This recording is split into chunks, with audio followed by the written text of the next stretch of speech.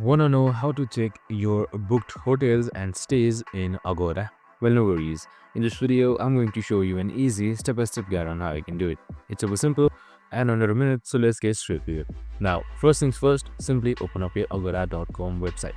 So just simply open up a web browser and type in agoda.com. So once you have done that, you should be provided with this interface right here. So on the bottom right side, you should be seeing your profile. Just simply select it and then head towards profile right here. That should be right below points max. So once you've selected your profile, here a new window should open up regarding your account settings. So you can just simply select continue if you are not signed in. We have also created a video on how to do it.